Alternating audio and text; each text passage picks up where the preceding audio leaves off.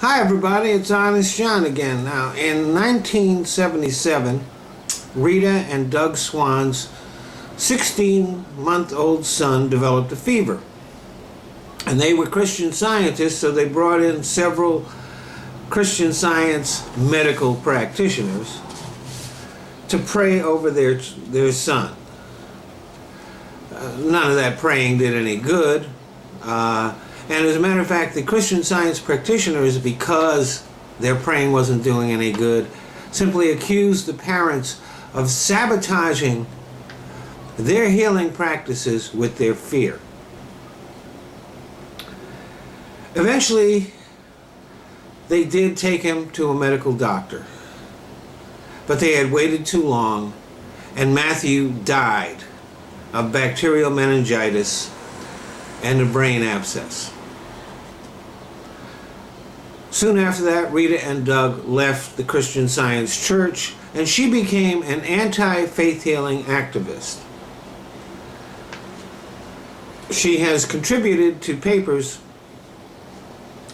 in the Pediatric Journal that link faith healing to hundreds of deaths here in the United States.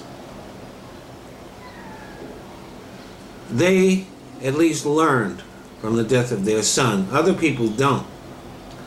Natalie Joy Mudd, whose parents belong to the Faith Assembly Church, a church that is related to the Christian Science Church, died from a tumor in her eye that became as big as her head.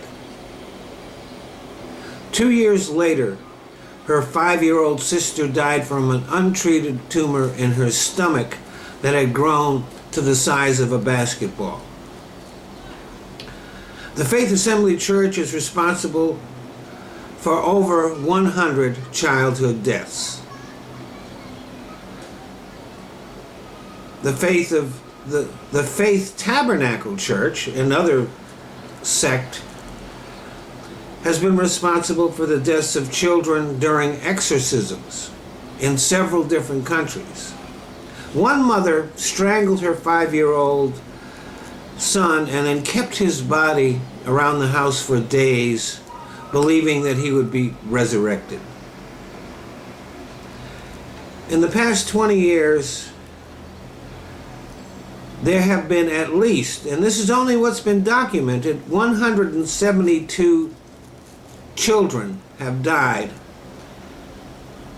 from preventable diseases, and the deaths have been related to faith healing. There are 23 religious sects in 34 states that have been responsible. And don't forget, in all of these cases, the parents got to choose. The children did not.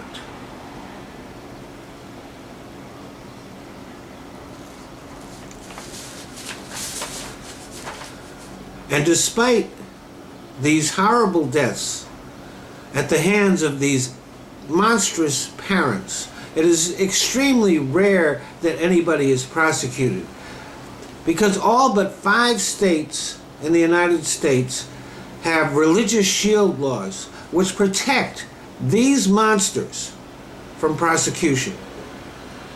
In Oregon City, a TV reporter named Mark Haas discovered the graves of 78 children whose parents were members of a sect called the Followers of Christ.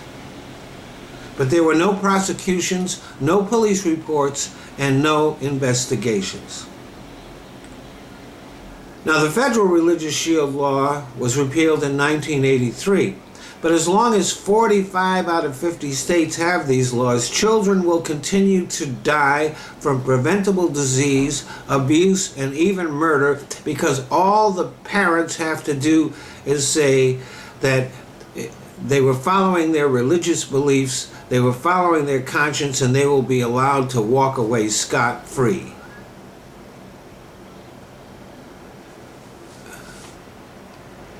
I think we're just beginning to realize how bad an idea religion is and how religious freedom is abused here in the United States and all over the world. One of the worst ideas that mankind ever came up with was religion. And it's especially bad for children. Thanks for listening.